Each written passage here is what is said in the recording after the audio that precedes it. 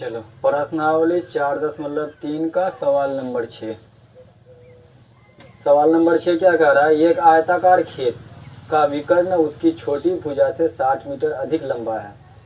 यदि बड़ी भुजा छोटी भुजा से 30 मीटर अधिक लंबा हो तो खेत की भुजाएं ज्ञात कीजिए। इसमें क्या दिया हुआ है, विकर्ण और छोटी भुजा से भुजा का संबंध है और बड़ी भुजा और छोटी भुजा का संबंध है, यानी कि एक दूसरे से संबंध है।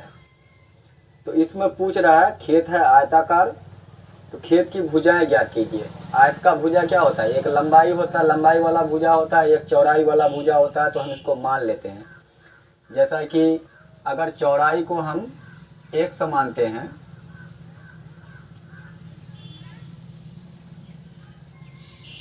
चौड़ाई को 100 मानते हैं तो विकर्ण कितना हो जाएगा सवाल के हिसाब से, विकर्ण उसकी छोटी भुजा से 60 मीटर अधिक है तो विकर्ण हो जाएगा 100 प्लस 60 मीटर। और सवाल में आगे क्या कह रहा है कि यदि बड़ी भुजा छोटी भुजा से 30 मीटर अधिक हो, बड़ी भुजा है यहाँ, तो ये क्या है, छोटी भुजा 100 से 30 मीटर अधिक है। इस तरह का भुजा आ रहा है, यानी कि एक भुजा मानेंगे तो दूसरा विकर्ण और एक भुजा उसका निकल जाएगा। तो मान लेते हैं एक भुजा छोटी भुजा, माना कि छोटी भुजा बराबर x मीटर, तो विकर्ण क्या हो जाएगा, विकर्ण में कह रहा है कि विकर्ण उसकी छोटी भुजा से 60 मीटर अधिक है, 100 प्लस 60 मीटर। और बड़ी भुजा क्या हो जाएगा, बड़ी भुजा के लिए बताया है, बड़ी भुजा छोटी भुजा से 30 मीटर अधिक है। छोटी भुजा है x, उससे 30 मीटर अधिक है।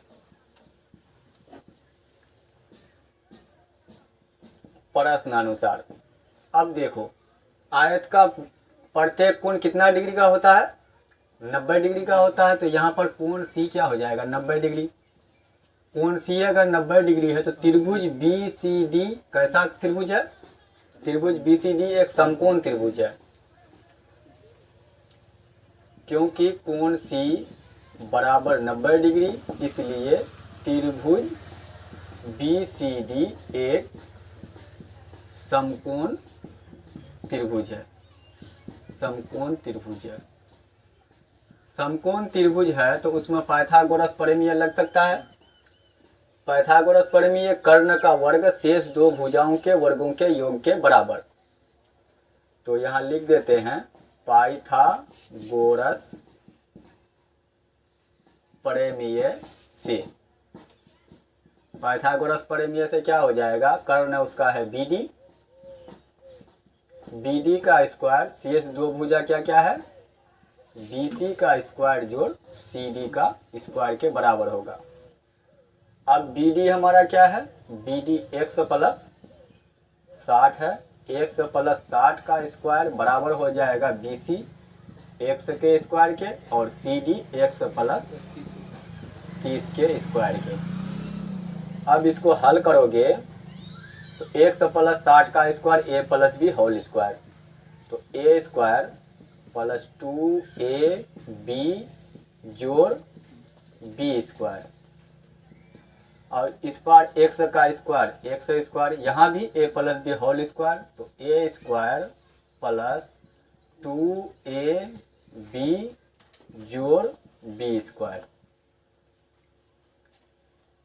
अब इसको हल करते हैं तो 100 स्क्वायर 60 दूना 120x, 60 का स्क्वायर 3600, 100 स्क्वायर मिलके 2x स्क्वायर, और यहाँ 30 दूना 60x और 30 का स्क्वायर 900।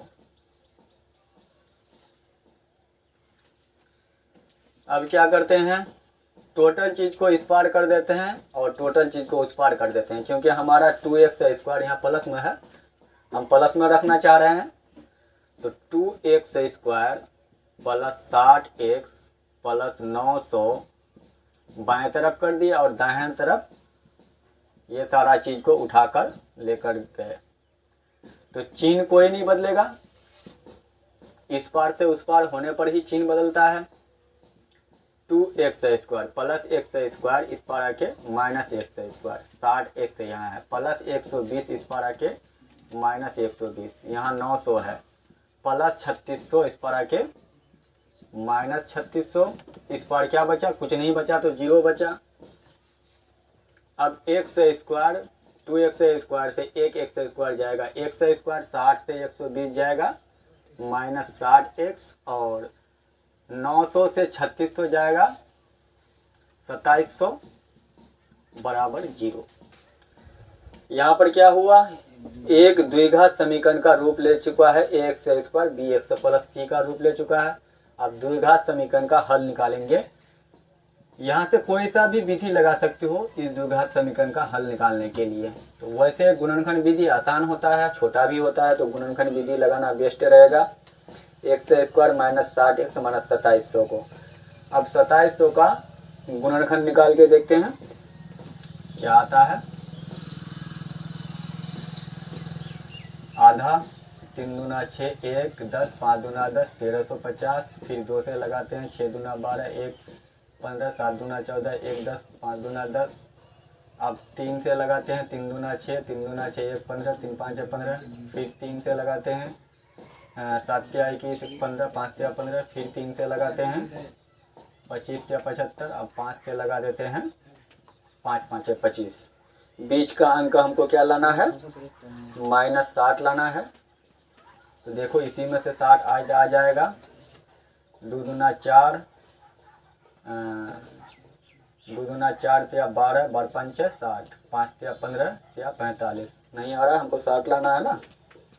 तो 5 5 25 या 75 यहाँ तक, 2 दूना 4, 4 या 12, 12 या 36, नहीं आ रहा है, 60 90 का देखेंगे, 5 या 15, 15 दूना 5 या 15 या 45, यहाँ तक 45 आया, और एक ठो 2 ले लेते हैं, तो 45 दूना 90, और कितना बचा, 3 दूना 6 5 30, 90 घटा 30, या x² माइनस में लाना है तो plus 30x minus 90x minus 2700 बराबर 0। अब इसको हल करोगे, x कॉमन लेते हैं तो x प्लस 30, यहाँ माइनस 90 कॉमन लेंगे तो हो जाएगा x प्लस 30 बराबर 0। अब x प्लस 30 को कॉमन लेते हैं तो क्या बचेगा, x माइनस 90 बराबर 0। x प्लस 30 से आगे बढ़ेंगे तो x बराबर हो जाएगा माइनस 30, x माइनस 90 से आगे बढ़ेंगे तो x बराबर हो जाएगा प्लस 90। x का 2 वैल्यू आया, एक माइनस 30 माइनस 90। किसी भी आकृति, किसी भी भुजा का लंबाई माइनस में नहीं हो सकता है, क्योंकि ये लंबाई है, x क्या है, x हमारा मीटर है, मीटर लंबाई में नहीं होगा माप, तो x बराबर नहीं होगा इसके माइनस 30 के, तो x बराबर हमारा हुआ 90। अब हम x निकाल लिए। इसमें सवाल में हमको पूछ रहा था कि इसकी छोटी भुजा और बड़ी भुजा कितनी है, तो छोटी भुजा है x मीटर, छोटी भुजा कितना है, x मीटर, तो x बराबर 90 मीटर, और बड़ी भुजा है, बड़ी भुजा x प्लस 30 मीटर, तो 90 प्लस 30 120 मीटर। यही दोनों तो लाना था आंसर।